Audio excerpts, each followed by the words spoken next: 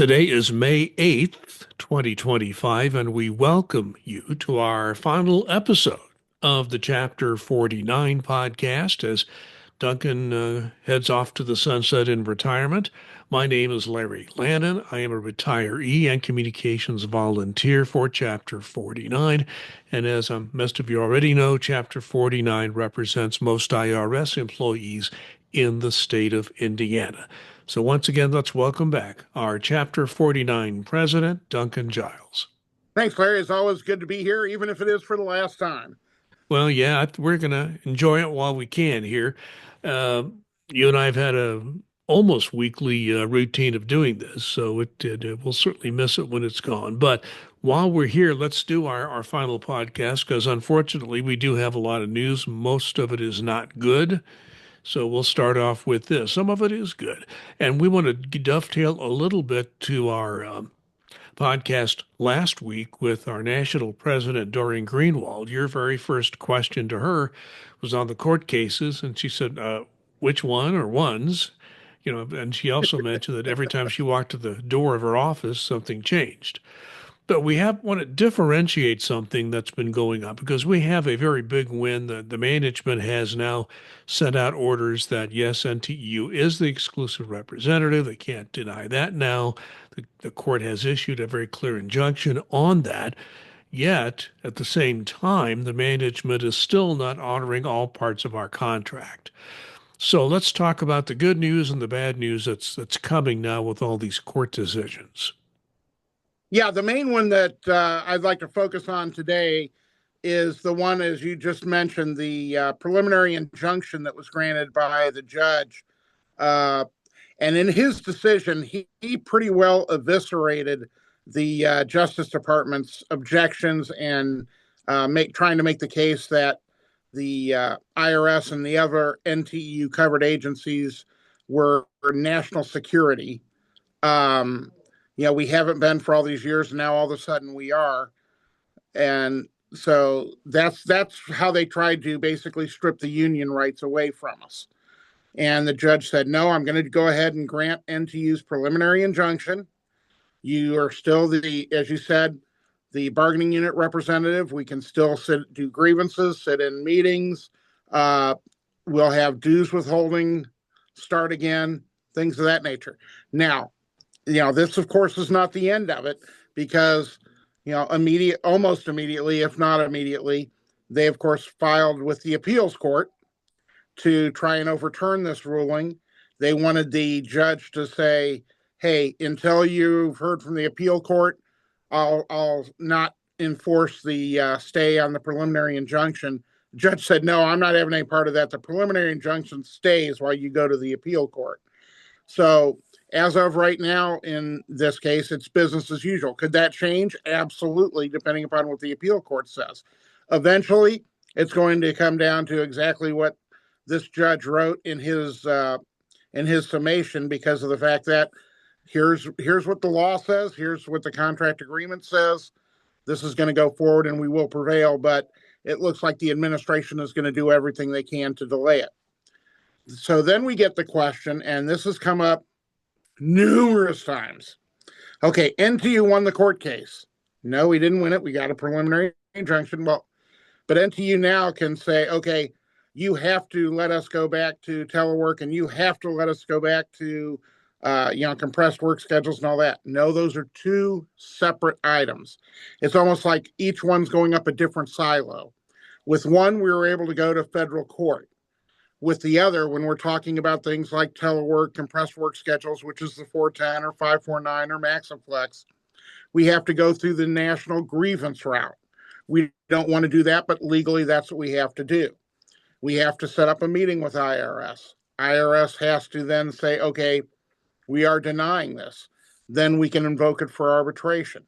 This process takes quite a long time. People have come to me and said, how soon do you think that we'll be able to go back to teleworking and go back to, my previous work schedule? It could be very easily several months still before that. And the one thing that I really hate is when people say, well, NTU is not doing anything.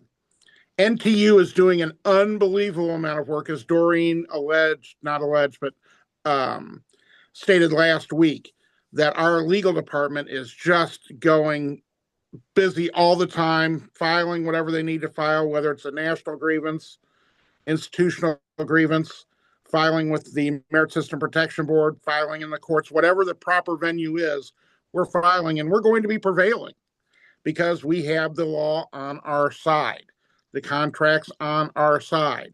So we will do this, but it's going to take time. And that's one thing that I know people are disappointed by. I'm disappointed by it. I would like it to move rapidly, but it's not going to. So people have to realize that this is going to be a long process and not to expect any overnight successes. And that's the main thing I want to make sure everybody understands. We are progressing, we are doing well, things are going the right way, but it's going to be a while before we get those final resolutions that we need. Yes, and I think we need to credit our legal staff at the National NTEU office. And Doreen gave them compliments. I always do because we have the best legal staff in the federal sector, maybe any sector. And they are looking at the best way, the quickest way, the most effective way to get the best results. So don't say NTU's not doing anything. Boy, I mean, they're not getting, we're getting the results as quickly as we can. This system sometimes is better for us, sometimes it's not in our benefit. And the fact that this is taking time is just the way the system is set up. And there's nothing we can do to change that. But we are getting favorable decisions when we can get them. And the courts, and it should be noted, Duncan, that, and I'm no lawyer, but I've known a lot of lawyers. I've covered legal issues a long time as a news reporter and a union official, and as an IRS employee for that matter. And when a court says we will not stay this, in other words, we're going to keep the order in place that NTU is a union and must be recognized as such. And when the government says, well, we think that's wrong, we're going to appeal it, we don't want you to put a stay on that, the judge says, no, I'm not going to do that. That's an indication that that judge, in his opinion, does not believe that the government has much of a chance of prevailing in the appeals court. It's not an absolute predictor, but it is a very strong indication that we have a very strong legal case. So we will continue to pursue that, and we'll continue that as aggressively and quickly as can be done, and smart. We want to be smart about this because we want to win in the end. So that was a good explanation, Duncan. I think Doreen gave us a good one last time as well. Another thing that's coming, unfortunately, is reduction in force. We'll talk more about the president. He's proposing a pretty draconian budget for the next fiscal year, but leaving that aside for a moment, right now the government of our president is proposing reductions in force throughout the civil service, and IRS is part of that. It looks like the rifts are going to be coming. We just don't know when or how, and we don't know whether or not the administration, the Treasury, all these people are going to do this the correct way. And hey, guess what? If the rifts are not done correctly and according to law, NTU is going to do what? We're going to go right back to court again. So talk about rifts, what we do or don't know about this. We do this almost every podcast, but it's good to have an update on this. Yeah, it's something that as you said, we do it every podcast because we want to make sure it's in the forefront of people's minds. Right now, what I've been hearing some of is people that sign the DRP2 are saying, well, it doesn't look like they're going to riff, or it doesn't, I may not get riff, so I want to back out of this. Well, first off, if you read that contract, you had a very limited time to back out once you signed it. And the secondly is riffs are coming, folks. If people are telling you that riffs are not going to be happening in the IRS, I don't know where they're getting that, because they are coming. We don't know who, we don't know how it's going to work, but they are coming. And we want to make sure that everybody is prepared for this eventuality. They usually like to drop these on, Friday, afternoons or evenings or Saturdays. It's kind of torturous to do it that way, but again, some in the administration have stated that's how they want to do things. So, the main thing here to remember is be prepared. We don't want these to happen. We want them to do the right way. They have not been following the contract, which states, they're supposed to give us plenty of notice, share with us their methodology and how they're doing this, making sure bump and retreat rights, which is, if you can do a different position that you're, and you have seniority, that you're allowed to go ahead and, have the right to do this and have 2 years of grade retention and then pay retention after that. So we want to make sure things are done the right way, but they are going to be coming. I have no advance notice of anything that's coming this week, but I'm betting that there will be some. We just don't know how draconian they are going to be. Uh, but they're not done yet. That's the main thing to know is we don't know what division, but they're not done yet with us, and I don't know how long it'll be before they are.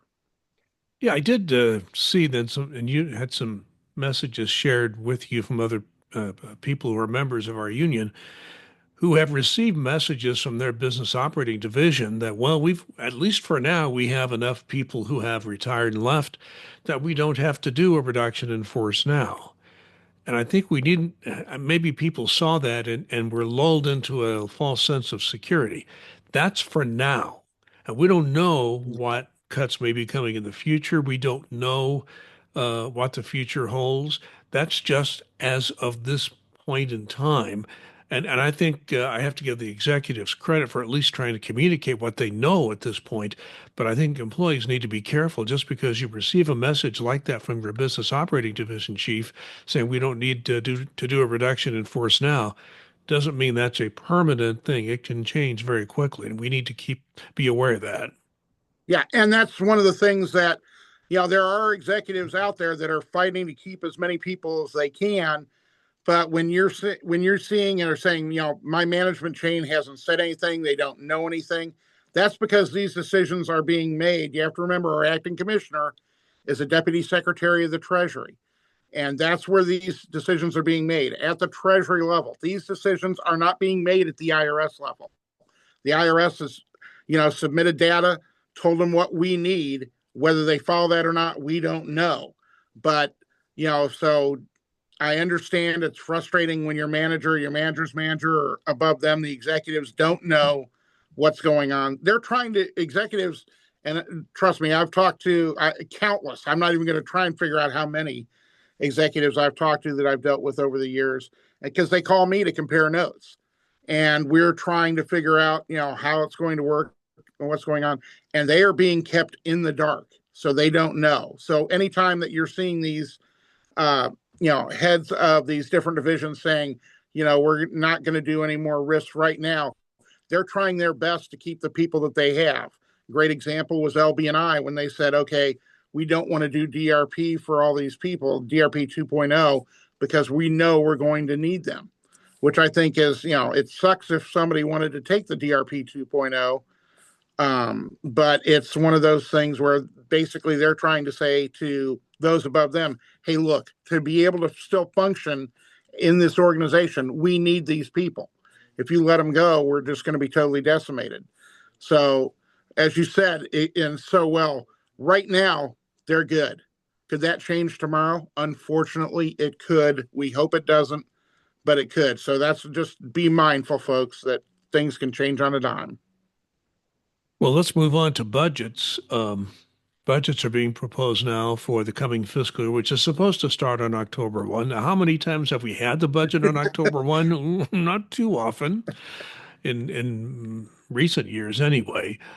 So the good news is the president has proposed a 3.8% increase in pay for the military. We think that's a great idea. We have no problem with that. We think they've earned that. Now, with civilian workforce, the president is proposing a zero pay raise for the next fiscal year, which would go into effect next calendar year, the way things work, and with pay raises. Now, it should be noted this is very important. Why it's important is if the Congress fails to put a raise figure or no raise figure or any raise figure into the actual budget that's eventually passed, the president's proposal stands. So that's why this is a very important step in the whole budget process, and it's a very sad one to see. Also, it should note here as we talk about budgets that the administration is proposing really serious cuts in all federal civilian agencies. So, Duncan, you've looked at this, your reaction to this budget proposal. I wish I could say I was surprised. It did not surprise me at all. That's what they're trying to drive people from the federal workforce. So for them to propose a 0%, no raise at all for the federal civilian employees is just insane to me because it doesn't, losing money to inflation. It's the wrong move to make, of course. We believe that we should be getting, at the very least, pay parity with the military. As you said, the 3.8 for the military, absolutely. They deserve it. They should get it. But that doesn't mean the civilian workforce deserves it any less. They should be getting it as well. So, it's going to be a tough road to hoe in getting folks in Congress motivated to try and propose something where the administration has said, no, we don't feel that the federal workforce deserves it. And like you said, they're trying to cut the budgets to the bone or even cut into the bone on several government agencies, including the IRS, which just absolutely, as people have heard us talk, just blows my mind because one of the most common figures bandied about for every dollar you invest in the IRS, it's going to bring in $6. I've heard figures greater than that, but we'll just go with that one. So the organization that brings in anywhere from 93 to 95% of the total income into the United States Treasury, we're going to cut, and we're going to try and make those employees as demotivated as possible. It's an absolutely insane way to run things, but that's how they're doing this, folks. So just be prepared. Well, Duncan, the other part of this, and this is another um, offshoot of this, is that the administration not only is proposing a zero pay raise for next year, but they've come up with some unbelievable proposals to change the benefit structure. And if they would get their way, for example, you would have a reduction in pay because you would pay more for your FERS retirement that you'd pay in now. You also would pay more for health insurance more than likely. And by the way, Duncan, that impacts you and I as retirees because retirees are on the same system of health insurance as the employees. There are many others, but what would essentially happen is if the administration gets its way on these benefit cuts that have been proposed to the federal workforce, that would be not only zero pay increase for next year, it would mean less money. It would be a pay reduction. I think people need to Yes, understand sir. that. Absolutely. Yes, sir. You are spot on. And that's one of the things I think we're going to be talking about next on what some of these proposals are and what folks need to do to try and stop them.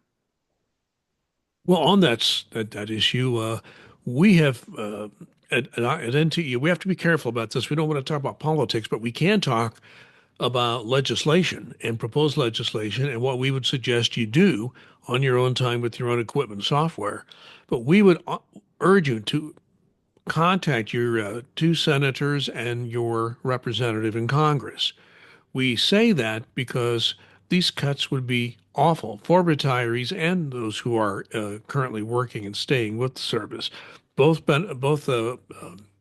groups of people would greatly be harmed by this. Again, go to ntu.org if you're a member. You can get into our Legislative Action Center. I think you can get in there even if you're not a member. But the thing is, you need to member or not. And I would also urge your friends, relatives, anybody you can get.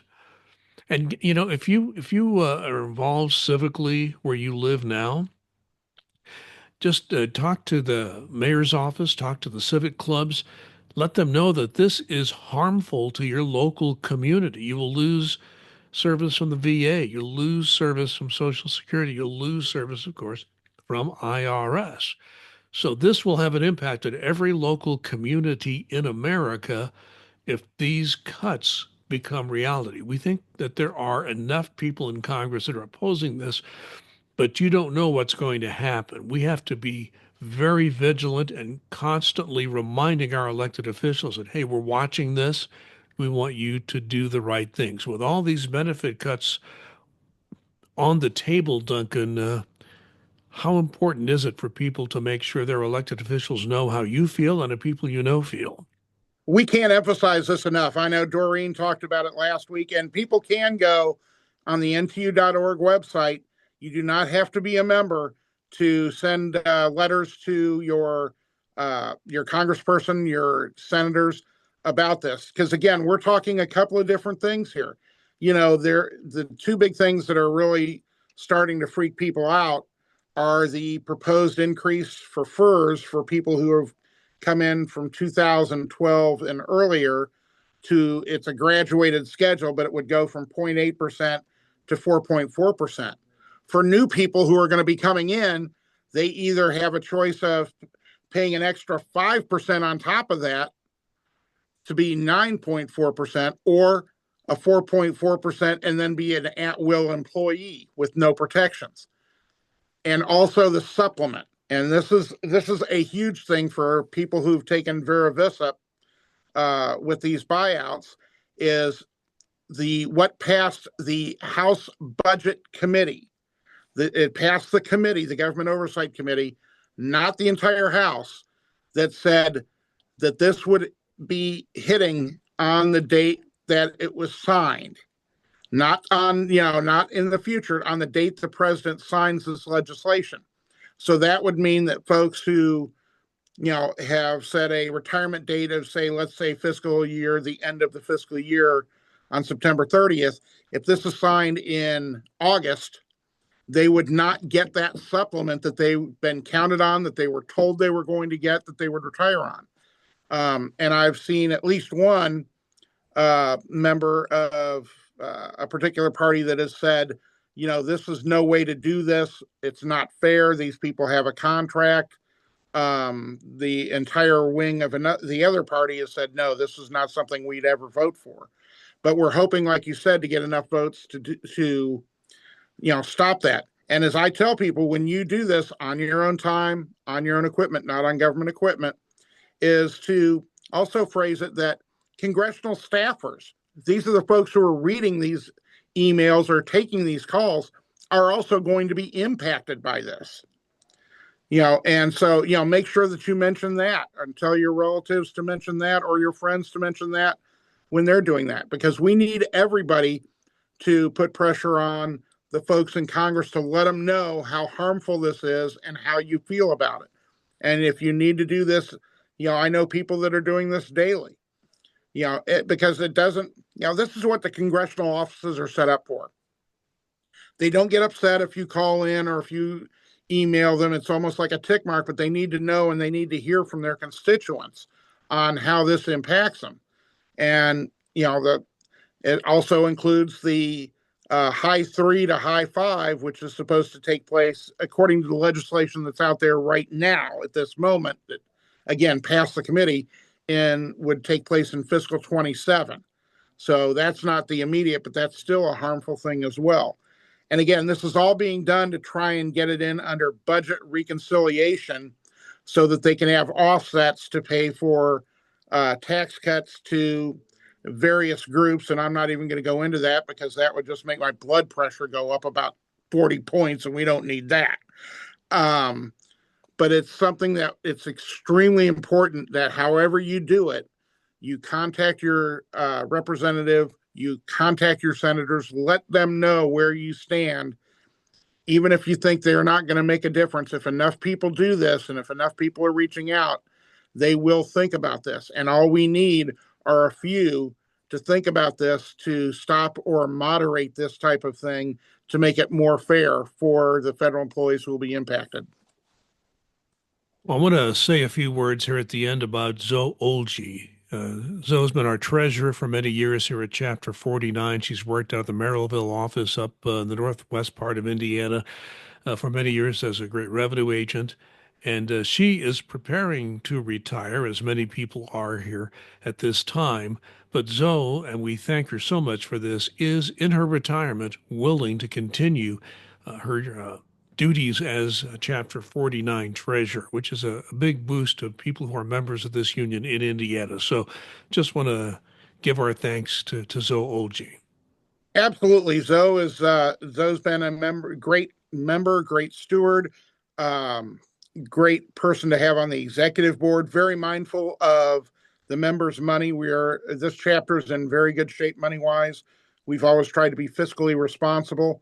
So, very thankful. Her last day of work is going to be the day after we record this.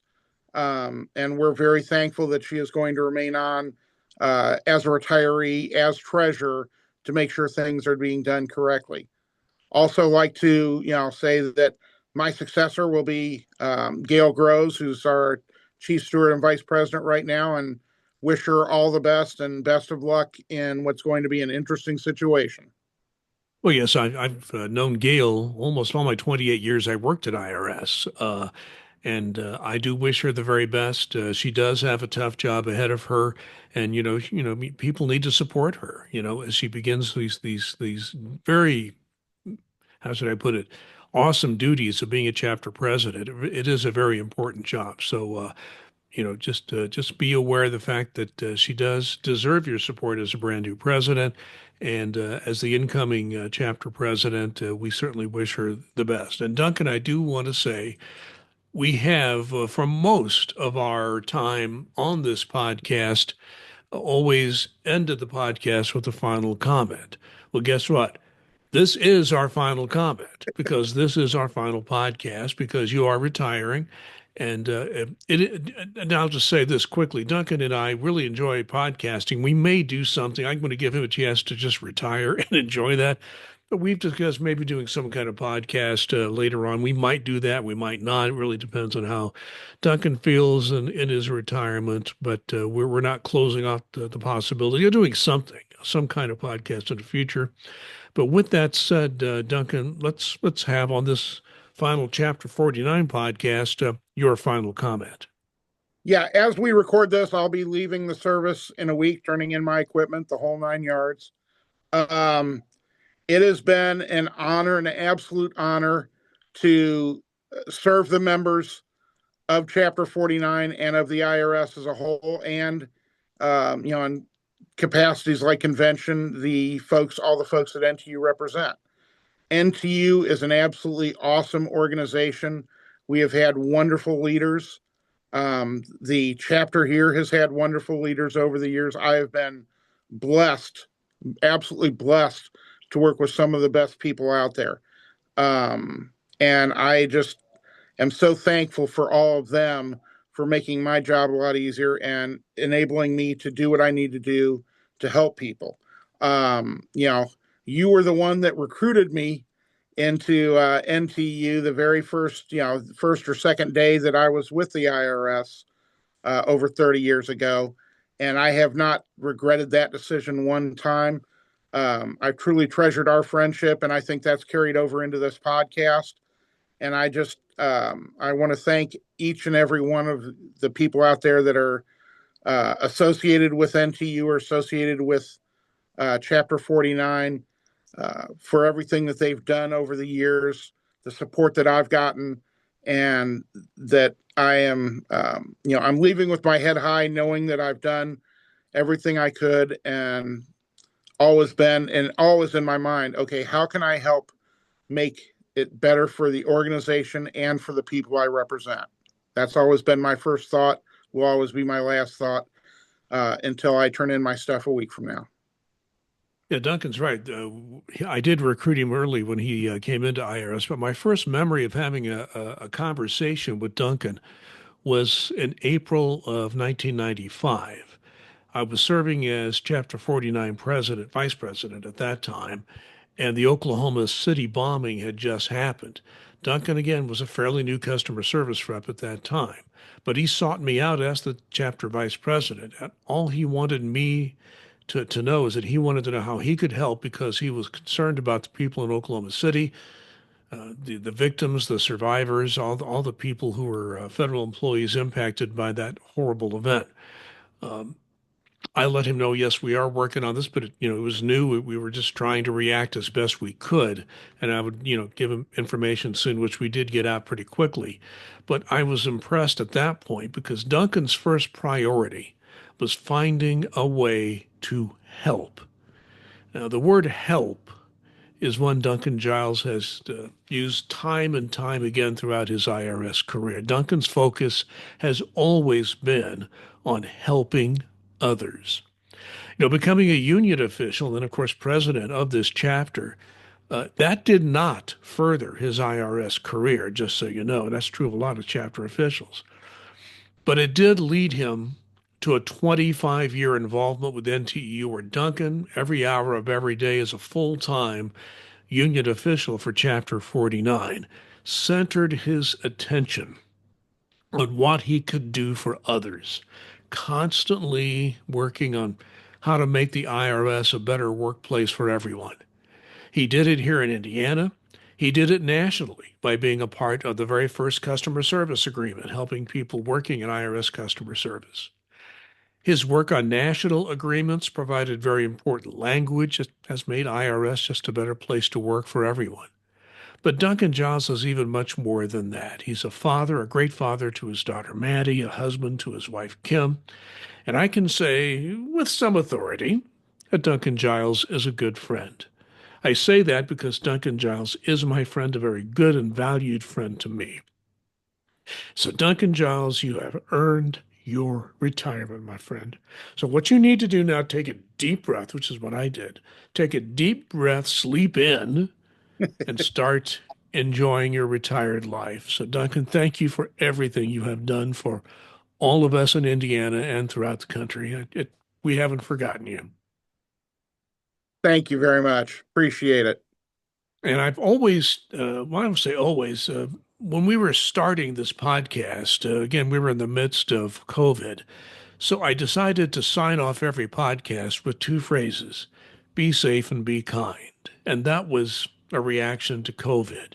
But I kind of liked it, so I kept it. So for the last time on this podcast, just let me say to everyone, please be safe and be kind.